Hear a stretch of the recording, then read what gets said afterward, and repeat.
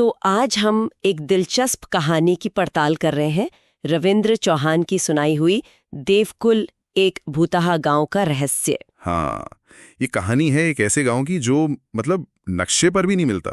और कहते हैं कि जो वहां गया वो लौटा नहीं। बड़ा रहस्यमयी लगता है सुनने में। बिल्कुल। कहानी 5 दोस्तों के बारे में है, अर्जुन, कबीर, मीरा, तान्या और ऋषि। ये लोग घूमने निकले थे और देवकुल नाम के इस अजीब से गांव पहुंच गए। तो आज हम इसी कहानी को थोड़ा गहराई से समझेंगे, इसके माहौल, इसके पीछे के राज और जो अंत में पता चलता है उस पर बात करेंगे। चलिए शुरू करते हैं। तो ये 5 दोस्त जैसा बताया हिमाचल में थे। शहर से दूर कोई शांत अनदेखी सी जगह ढूंढ रहे थे। एक आम सी ट्रिप प्लान जैसी लग रही थी शुरुआत में। हाँ, पर तभी उन्हें एक लोकल ड्राइवर मिलता है। वो उन्हें देवकुल जाने को कहता है, बताता है कि बड़ी शांत जगह है, लेकिन साथ में एक चेतावनी भी देता है ना। हाँ, वो कहता है वक्त से लौट आना। यहीं से मतलब वो एक डर का एलिमेंट आ जाता है कहानी में। हाँ अक्सर ऐसा होता है ना हॉरर कहानियों में। हाँ हाँ बिल्कुल। एक खतरे की घंटी जिसे वो नजरअंदाज कर देते हैं, शायद रोमांस समझकर। शायद। और फिर वो देवकुल पहुंचते हैं। वहां पहुंचते ही उन्हें लगता है कि कुछ गड़बड़ है। कैसे? क्या होता है? मौसम अचानक बदल जाता है, हवा जैसे भारी हो जाती है। हाँ। और पूरा गांव एकदम वीरान। अचानक बदल जाता है, हवा जैसे भारी हो जाती है। हाँ। और पूरा गांव एकदम वीरान। वीरान मतलब कोई नहीं? कोई नहीं। हाँ। दरवाजे बंद, कुछ घर जले हुए से दिखते हैं, मंदिर की घंटी टूटी हुई है। एक अजीब सी उदासी और डर वाला माहौल। सुनने में अजीब लग रहा है, तो फिर वो रुकते कहाँ हैं? वो एक पुरानी सी हवेली देखते हैं और वहीं रुकने का फैसला करते हैं। अब ये हवेली खुद एक कैरेक्टर बन जाती है कहानी का। अच्छा, उसमें क्या खास था? धूल भरे आईने, पुरानी लकड़ी की आवाजें और दीवार पर एक औरत की तस्वीर।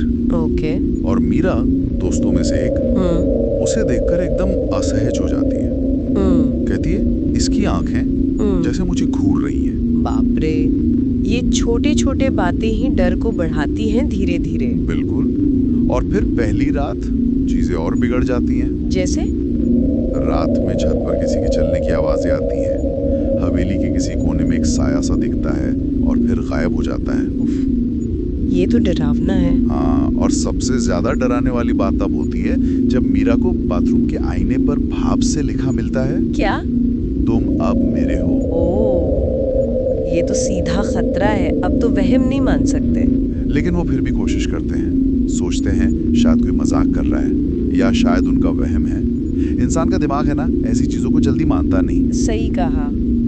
कहानी में एक और मोड़ आता है जब बाद में एक रिकॉर्डिंग मिलती है किसी फोन से। हाँ हाँ, ये फाउंड फुटेज वाला एंगल है। इससे डर और रियल लगता है। उन दोस्तों के किसी बचे हुए फोन से एक ऑडियो रिकॉर्डिंग मिलती है। उसमें क्या है? मीरा की कांपती हुई आवाज सुनाई देती है। वो कह रही है, कुछ है खिड़की के बाहर। वो औरत, वो फिर दिखी। और फिर एक बहुत धीमी दर्द भरी आवाज आती है, जैसे कोई फुसफुसा रहा हो, मुझे आजाद करो। और उसके बाद सिर्फ स्टैटिक, खामोशी। ये रिकॉर्डिंग सुन के लगता है कि ये उनके आखिरी पल थे शायद। रोंगटे खड़े हो गए। तो आखिर ये देवकुल का राज क्या है? वो औरत कौन थी? कहानी में आगे कुछ पुराने दस्तावेजों का जिक्र है। उनसे पता चलता है कि देवकुल असल में एक गांव था। 1943 में एक बहुत बड़े भूस्खलन, मतलब लैंडस्लाइड में पूरा गांव तबाह हो गया था। लेकिन तबाही से पहले गांव में रुद्राणी नाम की एक औरत रहती थी। गांव वालों को शक पड़ा कि वो तंत्र मंत्र, काला जादू करती है। डर और गुस्से में गांव वालों ने उसे जिंदा दीवार में चुनवा दिया।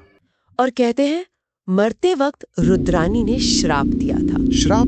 क्या श्राप? उसने कहा, मैं मिटूंगी नहीं, पर तुम सब मिट जाओगे, और हर साल अमावस्या की रात मैं लौटूंगी। और यही श्राप उस जगह से जुड़ गया। बिल्कुल। ये सिर्फ एक भूत की कहानी नहीं, ये उस जगह से जुड़े दर्द, गुस्से और ना खत्म होने वाले बदले की कहानी बन जाती है। तो आज की जो किंवदंती है वो इसी श्राप से जुड़ी है कि देवकुल अब नक्शों पर नहीं है। हाँ, जैसे उसे वक्त ने और दुनिया ने भुला दिया।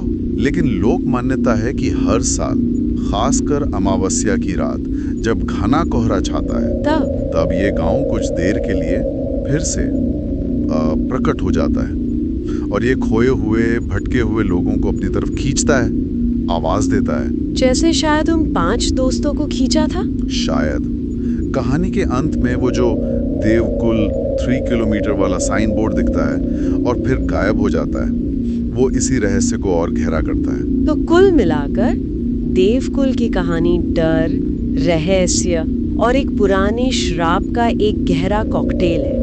ये दिखाती है कि कैसे अतीत कभी-कभी खत्म नहीं होता, लौट आता है। हाँ, और उन 5 दोस्तों का क्या हुआ, ये सवाल खुला छोड़ देना कहानी को और डरावना बना देता है। रविंद्र चौहान का जो आखिरी संदेश है कहानी में, वो भी यही कहता है ना।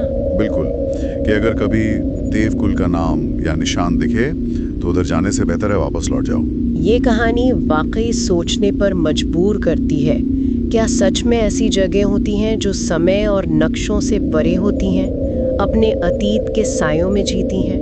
या फिर ये सब हमारे मन का डर है, हमारी कल्पना है जो ऐसी कहानियों में जिंदा रहती है?